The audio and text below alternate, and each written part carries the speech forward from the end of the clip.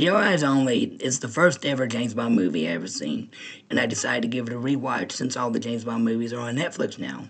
And I remember first watching this in second grade with my dad, well, stepdad, I mean.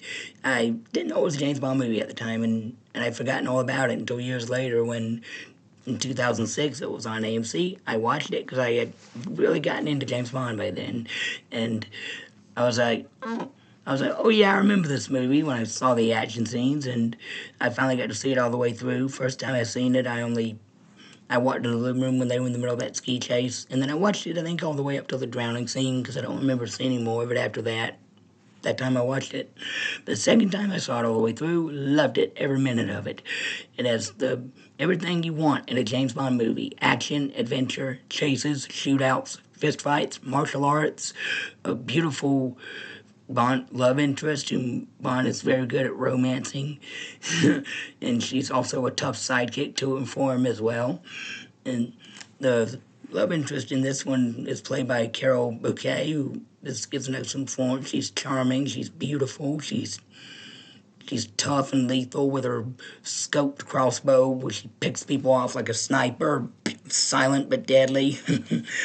And there's a revenge theme in this movie. She's trying to avenge the murder of her family by the main bad guys, but Bond tells her, no, we need more time to gather more information to bust these guys before you can take it. It turns out the bad guys have stolen this computer keypad that, if you press the right buttons, it can set off all these missiles in the British Navy submarines that can maybe start a war between Greece and Great Britain. And Bond has to stop them in time, and of course he does so. The supporting cast is excellent. The villain is played menacingly by.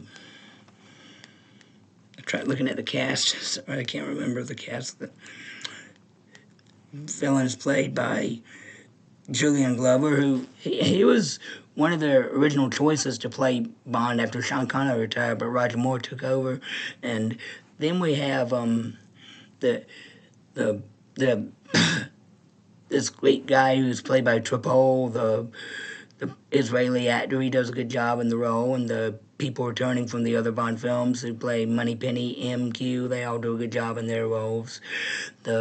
And BB, she's played by a real life figure skater named um, Lynn Holly Johnson. Yet she's very beautiful and very charming in her role. She's very funny too. She tries to hit on Bond, but he says no because her character is a teenager, which is good. I'm glad they put that in there. It's some pretty good action, a lot of fist fights, especially martial arts. I love me some martial arts fights. Some good chases, like the ski chase I mentioned, where he's trying to ski away from the sniper trying to get him. And there's a funny scene where his car is burglar proof. When the bad guys try to break in, there's a sign that says burglar proof, and it explodes. And then he gets in Melina's car. She has a punch bug. It's so funny.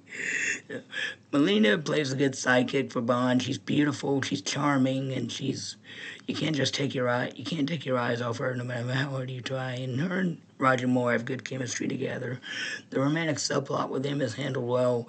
Of course, it's all basically pointless because after they end up together at the end and save the world, and make love, he moves on to the next girl in the next movie, as always.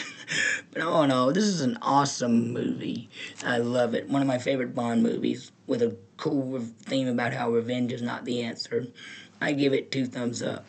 Alright, that's my review. If you like it, please hit the like button, subscribe for more great content. Thank you and God bless you. Bye.